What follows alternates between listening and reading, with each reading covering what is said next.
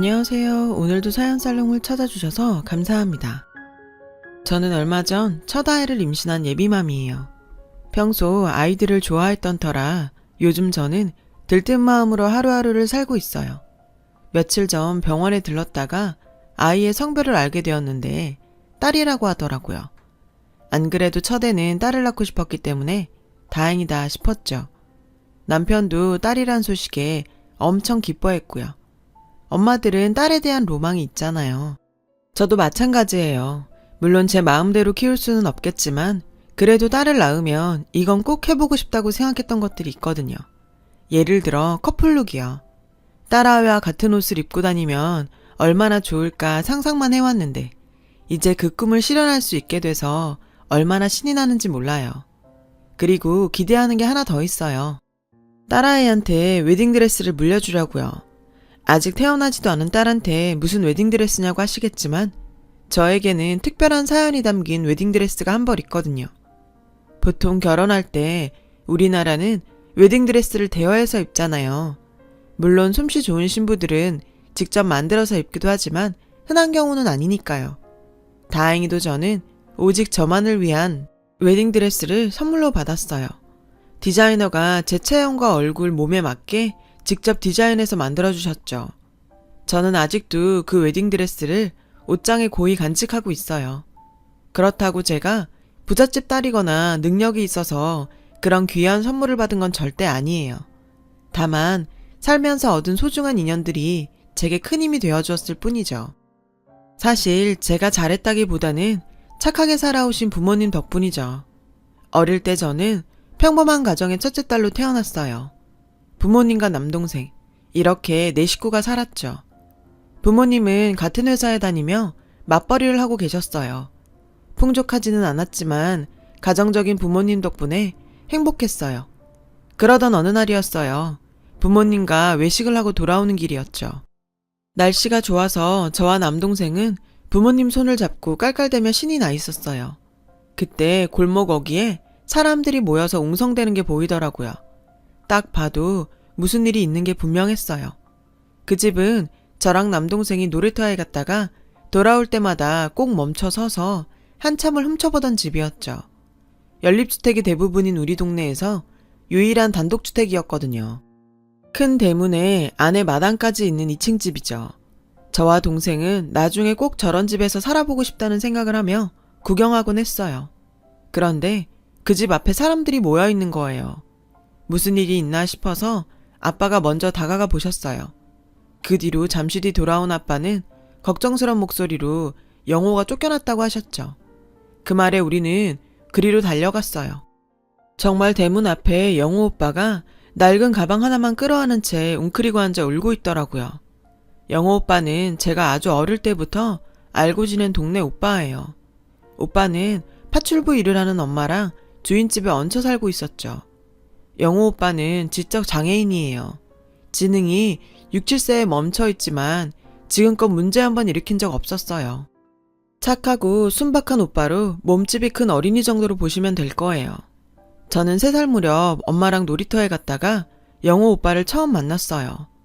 오빠는 당시 13살 정도 됐었는데 제 모래놀이 도구를 가져가려고 했어요. 그런 오빠를 보고 제가 울자 멀리서 엄마가 다가와서 은주야, 괜찮아. 오빠가 같이 놀자고 그러는 거야. 라며 절 안심시켜 주셨죠. 그리고는 오빠한테 동생이랑 같이 놀고 싶은 거냐고 물으셨죠. 오빠는 고개를 끄덕였어요. 그날 저는 영호 오빠랑 처음 놀게 됐고 그 후로 오빠 자주 놀게 되었어요. 사실 저희 엄마를 제외한 다른 엄마들은 영호 오빠가 나타나면 자기 아이들을 데리고 피하기 바빴어요. 그분들이 나쁘다는 건 아니에요. 그 마음은 충분히 이해하니까요. 하지만 저희 엄마는 그러지 않으셨죠. 영호 오빠가 나타나면 늘 챙겨주셨고 집에 들어갈 시간이 되면 늘 영호 오빠를 큰 집이 있는 길까지 데려다 주셨어요. 그때마다 밖에 나와 계시던 아주머니는 감사하다며 저희 엄마에게 인사를 하셨죠. 그러다 보니 저도 자연스럽게 영호 오빠를 친근하게 여기면서 자랐고 시장이나 동네에서 아주머니의 오빠를 보면 서로 반갑게 인사했어요. 오빠는 자랄수록 키는 저보다 더 커졌지만 마음과 정신은 늘 유치원생이었고 어린 아이 같았어요. 그래서 오히려 더 친하게 지낼 수 있었을지도 모르겠네요. 아주머니는 영호 오빠를 다른 아이들처럼 최선을 다해서 가르치셨어요. 형편이 좋지 않아 유치원은 못 갔지만 글 읽는 법이나 간단한 덧셈 뺄셈, 그리고 무엇보다 예절 교육에 열심히셨죠. 그래서 동네 어른들은 영어만한 애도 없다시며 오빠를 좋아하셨어요. 그렇게 착하고 순한 오빠가 쫓겨났다니 무슨 일인가 싶더라고요. 오빠는 울면서 그러더라고요. 우리 엄마가 없어졌어요. 자고 일어났더니 엄마가 없어요. 결국 동네에서 가장 어르신인 할아버지가 오셨죠. 그분이 문을 두드리자 고급스러운 홈웨어를 입은 아줌마가 나왔어요. 그 아줌마는 짜증스러운 목소리로 새벽에 일어났더니 너무 힘들어서 못 견디겠다고 애만 두고 떠났잖아요. 온전한 애라면 몰라도 저런 애를 어떻게 버리고 가? 나는 제 건사 못해요. 애초에 받아준 것도 지 엄마 손기술 좋아서 받아준 건데 기가 막혀서 원? 라며 짜증스럽게 말하더군요. 누구보다 오빠를 아끼는 아주머니가 오빠를 두고 도망갔다는 사실을 믿을 수가 없었어요. 사람들은 그래도 이렇게 쫓아내는 건 인간으로서 도리가 아니라고 따졌지만 아줌마는 되려 화를 내고는 안으로 들어가 버렸어요. 어르신께서는 동사무소에 알아보러 가신다며 가셨고 사람들은 영호 오빠를 둘러쌌어요. 그런데 그 순간 영호 오빠가 저에게 달려들었어요. 은주야, 가지마. 오빠도 같이 가. 오빠는 제게 매달렸어요. 사람들은 그 모습을 보고 저희 가족한테 영호 오빠를 떠넘기려고 했어요. 다들 오빠를 불쌍하게는 생각했지만 오빠를 맡을 의향은 없었을 테니까요. 그런데 그 와중에 오빠가 콕 집어 우리 가족을 지목하니 옳았구나 했겠죠. 엄마는 난감해했지만 아빠랑 잠시 얘기를 나누시곤 영호 오빠를 집으로 데려왔어요. 오빠는 친하게 지내던 저와 남동생과 같이 있으니 금방 진정이 되었어요. 엄마 아빠는 오빠를 어떻게 할지 상의하셨어요. 잠시 뒤 어르신이 저희 집에 찾아오셔서 우선 경찰에 아주머니를 찾아달라는 신고를 해두었다고 말씀하셨어요. 영호 오빠가 장애인 복지 지원을 받을 수 있도록 하겠다고도 하셨고요. 살 곳이 있어야 하는데 내가 우리 빌라 반지하방은 내줄 수 있거든. 근데 영호가 혼자 못 지내니까 원. 어르신께서는 빌라를 한 채 가지고 계셨는데 그 아래 반지하방을 영호 오빠가 살게 선뜻 내주시겠다고 하셨어요.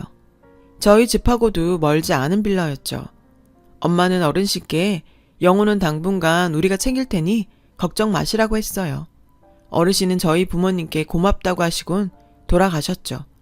이런 상황에도 영호 오빠는 그저 즐겁게만 보였어요. 그날부터 영호 오빠는 우리 가족이랑 다름없이 지내게 되었어요. 밥을 먹을 때는 오빠도 우리 집에서 같이 먹었고 방과 후에는 곧바로 오빠가 사는 반지하방으로 가서 숙제를 하고 오빠랑 같이 놀았어요. 저녁에 엄마가 저와 오빠를 데리고 집에 가서 저녁을 먹고 오빠를 다시 데려다주는 방식으로 우린 생활을 했어요. 오빠가 집에서 자고 가는 경우도 종종 있었고요. 동네 사람들도 영호 오빠를 잘 도와주었어요. 음식을 하면 오빠네 반지하방에 가져다주고 오빠 생일에는 다들 선물을 주고 축하해 주었죠. 특히 동네 어르신들이요. 언젠가 저는 엄마한테 왜 영호 오빠를 챙기겠다고 나섰냐고 물어본 적이 있어요. 엄마는 잠시 생각을 하시더니 이렇게 말하셨죠. 예전에 영호네 엄마가 골목에서 울고 계시는 걸 본 적이 있어. 그 아줌마 남편이 영호가 태어나기 2달 전쯤에 교통사고로 돌아가셨대. 그 충격으로 영호가 예정보다 일찍 태어났고 후유증으로 그렇게 됐다나 봐. 그 아줌마가 자기 잘못이라고 우시더라고. 그 후로 마음이 유독 쓰였어. 엄마는 자식을 둔 부모 입장에서 장애를 가진 아이를 힘겹게 키우는 아줌마가 대단하면서 안쓰러워 그랬는지 모른다고 하셨어요. 그렇게 영호 오빠와 우리 남매는 함께 자랐어요. 다 같이 나이는 먹었지만 잘하는 건 우리 남매뿐이었어요. 어느새 저는 오빠의 지능을 뛰어넘는 나이가 됐지만 오빠는 늘 어린 아이였죠. 제가 중학교에 입학해 첫 교복을 입던 날에도 오빠는 신기해하며 아이처럼 웃었어요. 오빠 앞으로 나오는 장애인 복지지원금은 엄마가 통장을 하나 만들어 차곡차곡 모아두셨어요. 꼭 필요할 때는 꺼내서 오빠를 위해서만 쓰셨고 나머지는 오빠 이름으로 된 통장에 잘 모아두셨죠. 나중에 영호 엄마가 혹시 오시면 그때 드릴 거야 라고 하시면서요. 제가 20살이 되었을 때 오빠는 30살이 되었지만 여전히 어린 아이였어요. 그렇게 여느 날과 다름없는 하루하루가 이어졌어요. 그런데 제가 대학교 3학년이 되었을 즈음 동네에 소문이 퍼지기 시작했어요. 바로 영호 오빠를 내쫓았던 큰 대문집에 주인 아저씨네 회사가 망해가고 있다는 소문이었죠. 동네 사람들이 수군거리는 소리를 자주 들을 수 있었거든요. 심지어 그 집에서 소란이 나는 것도 목격했어요. 드라마에 나오는 빚쟁이들처럼 여러 명의 남자 여자들이 와서 대문을 쾅쾅 두드리고 나오라고 욕설까지 내뱉었죠. 돈 내놓으라는 소리도 들었고요. 그래도 신경은 쓰지 않았어요.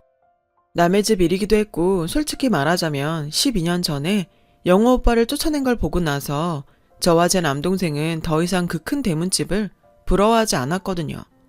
그 후로 그 집 앞을 지날 때마다 남동생은 영호 형 쫓아낸 나쁜 아줌마 집이야 라고 말했고 저도 그 아줌마가 곱게 보이지 않았어요.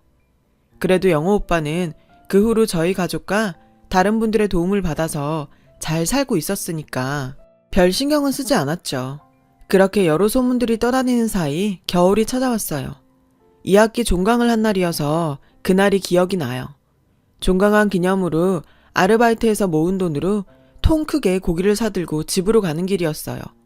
영호 오빠를 포함해서 가족들하고 바비큐 파티나 하려고요. 집으로 걸어가면서 큰 대문집 앞을 지나게 되었는데 갑자기 누가 제 팔을 휙 잡더라고요. 돌아보니 동네 아주머니셨어요. 아주머니는 제 팔을 잡고는 어머 은주 왔네. 세상에 저 꼴 좀 봐라 라고 하시며 끌고 큰 대문집 앞으로 데리고 가셨어요. 가보니 큰 대문집 앞에는 사람들이 모여 있더라고요. 오래전 영호 오빠가 버려지던 날처럼요. 큰 대문은 활짝 열려 있어서 그 넓은 마당이 훤히 보였습니다. 그런데 마당에 놀라운 광경이 펼쳐져 있었어요. 바로 영호 오빠를 냉정하게 내쫓았던 그 아줌마가 무릎을 꿇고 있었어요. 심지어 두 손을 가지런히 모으고 빌기까지 하고 있더군요. 잘 들리지는 않았지만 내가 잘못했다고 하는 것 같았죠. 아주머니는 신이 나서 제게 말했어요. 너희 엄마 복받게 생겼다. 저 양반이 저렇게 돌아올 줄 누가 알았겠니? 아주머니 말에 저는 고개를 쭉 빼고 안을 들여다보았어요.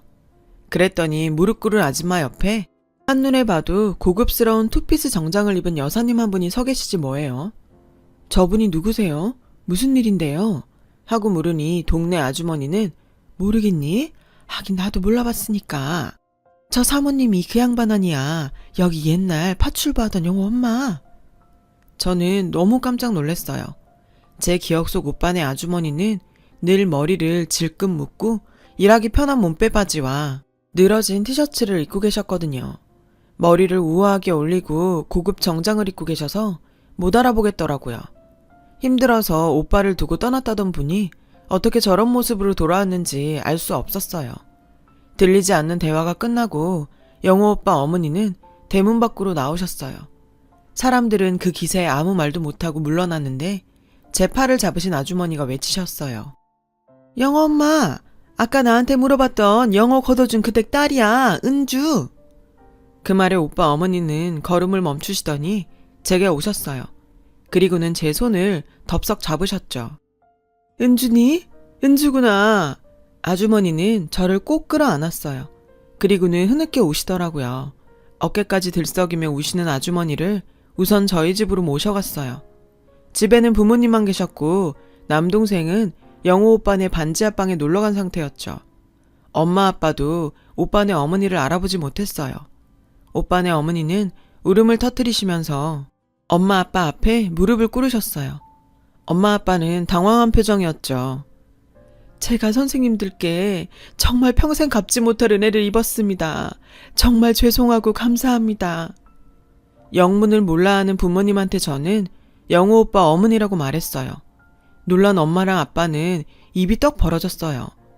세상에, 아니 아주머니 이게 어떻게 되신 거예요? 도대체 어디 있다가 이제 오신 거예요? 옷차림은 또 어떻게... 엄마는 오빠 어머니를 일으키시고 소파로 앉혀드렸어요. 아빠는 커피를 내오셨고요. 그 후로도 오빠 어머니는 한참을 우시다가 겨우 진정하셨어요. 그리고 이야기를 시작하셨죠. 제 꿈이 언제나 영혼 늙을 때까지 죽지 않고 사는 거였어요. 그런데 어느 날 건강검진 받으라고 통지서가 온 거예요. 그래서 별 생각 없이 검진을 받았어요. 그런데 병원에서 갑자기 조직 검사를 해보라는 거예요. 결과가 나왔는데 암이라는 거예요. 췌장암이라고요. 치료받아도 생존율이 25%라는데 그 소리를 듣고 억장이 무너지더라고요. 그렇게 독한 암이면 내가 언제 애 앞에서 쓰러질지 모르는데 영호 앞에서 그런 모습을 보일 순 없잖아요. 그래서 차라리 깔끔하게 죽자 싶었죠. 그래서 아주머니는 전 재산을 주인집 여자한테 주면서 아들을 부탁했대요. 키워달라는 건 아니고 좋은 시설에 보내달라고요. 보호자가 필요할 때가 있을 테니 그때 부모 노릇 좀 해달라고 말이죠. 처음엔 키워달라는 줄 알고 거절하던 주인집 여자는 시설에 보내달라는 말에 그러겠다고 했고요.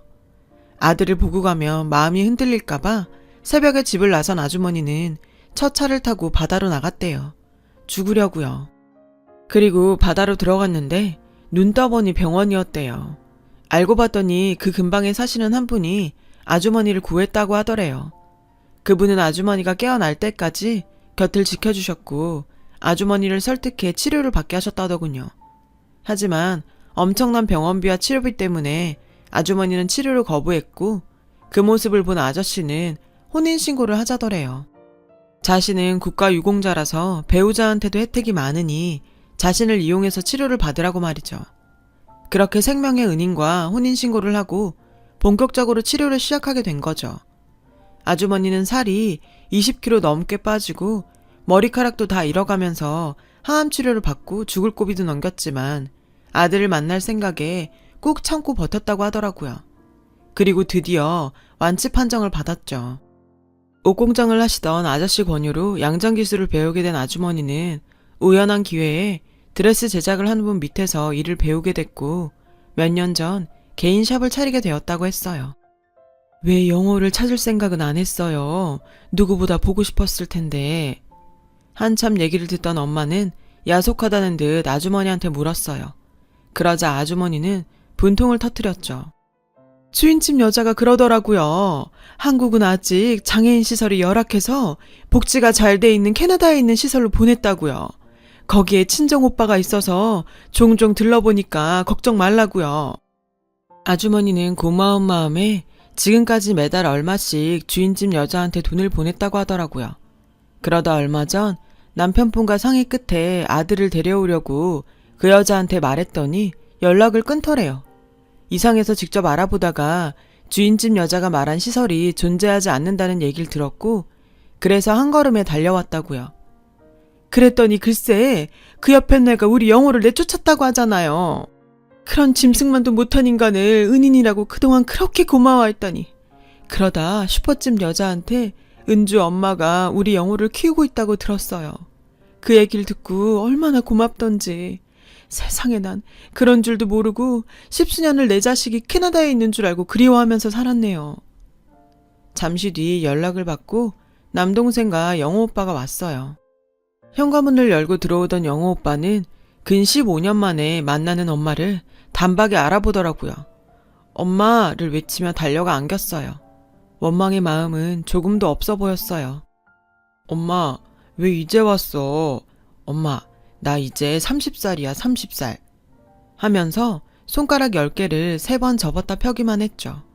그런 오빠를 보며 아주머니는 아이처럼 엉엉 우셨어요. 그 바람에 우리 집은 눈물바다가 되었죠. 이후 오빠 어머니가 큰 대문집을 샀어요. 돈을 주고 산 건 아니고 예전에 아들을 맡기며 주었던 전 재산과 그동안 보냈던 돈을 돌려받는 대신 집으로 받은 거죠. 이미 집을 담보로 대출이 많이 잡혀 있어서 어쩌면 손해일지도 모르지만 현재 그 집 형편이 안 좋아서 그나마도 받아낸 게 다행이라고 동네 어르신들이 그러더라고요. 처음에는 그나마도 안 나놓겠다고 뻗대는 걸 금품 착취와 사규죄로 고소하겠다고 으름장을 놓아서 계약서에 사인을 받을 수 있었어요. 오빠의 새아빠는 좋은 분이시더라고요. 그분은 초혼이라 자식이 없으셔서 영호 오빠를 호적에 올리시며 그렇게 좋아하셨대요. 그렇게 오빠는 가족의 품으로 돌아갔고 얼마 뒤 동네 잔치를 열어 동네 분들께 감사 인사를 했어요. 저희 부모님께는 큰 대문집에 사시라고 배려도 해주셨어요. 엄마 아빠는 당연한 일을 하셨다며 괜찮다고 하셨지만 아주머니 설득에 그 집에 살고 있습니다. 왕래도 자주 하고 여전히 철마다 고기며 과일을 보내주시죠. 그리고 제가 결혼을 할 때 아주머니께서 직접 웨딩드레스를 만들어주셨어요. 오직 저만을 위한 웨딩드레스였죠. 영호 오빠는 여전히 40살 어린이에요. 부모님과 함께 살다 자주 우리 집에 와선 한두 달씩 시간을 보내다 가곤 해요. 오빠는 제 딸이 태어나면 함께 놀아줄 거라고 잔뜩 기대하고 있죠. 모르긴 해도 영호 오빠는 제 딸에게도 좋은 친구가 되어줄 거예요. 인연이란 건 참 소중하잖아요. 저희 부모님을 본받아 딸아이와 함께 좋은 인연들을 만들어가며 살 수 있도록 바르게 살려고 합니다. 지금까지 제 사연을 들어주셔서 감사드려요. 여러분, 사연 댓글에 응원과 현명한 조언 부탁드려요. 좋아요와 구독은 저에게 큰 힘이 됩니다. 오늘도 좋은 일 가득하세요.